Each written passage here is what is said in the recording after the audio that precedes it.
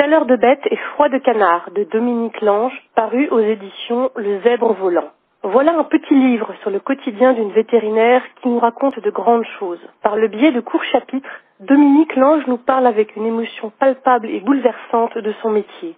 De son cabinet aux fermes les plus isolées, de Tahiti à Paris en passant par Saint-Pierre et Miquelon, elle nous embarque dans ses coups de cœur et ses coups de gueule. Des origines de sa vocation jusqu'à sa décision un jour de mettre fin à sa carrière, elle nous embarque sans phare, mais avec quelle grâce, dans ses états d'âme les plus purs.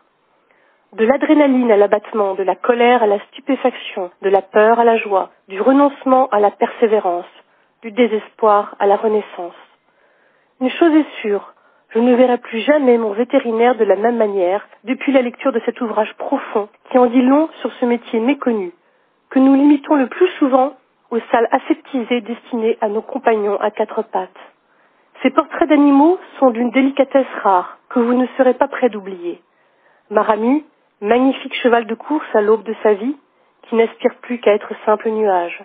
Le veau Balthazar à l'existence vide de tout. Scipion le chat, qui fait du bien comme un chaman, qui inspire comme un philosophe, qui éclaire comme un Bouddha.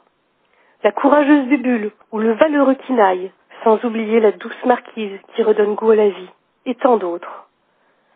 Dominique Lange n'oublie pas de nous parler de l'humain, car tout est lié, vous le savez.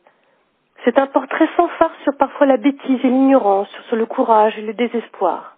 Maurice, le paysan qui aimait tant la vie et son métier, en sait quelque chose. Lui qui un jour, par usure, à force de marcher sur le malheur, a perdu le chemin pour toujours. Rarement, une écriture pure et poétique aura aussi bien parlé du métier de vétérinaire, des animaux et des hommes. Ce livre est unique en son genre. Dominique Lange a un jour décidé d'arrêter son métier, et pour notre plus grand plaisir de prendre la plume, et quelle plume! C'est un ouvrage marquant, une réelle leçon de vie aussi. Comme le disait Romain Gary dans Lettre à l'éléphant, demeurer humain semble parfois une tâche presque accablante. Vous êtes notre dernière innocence.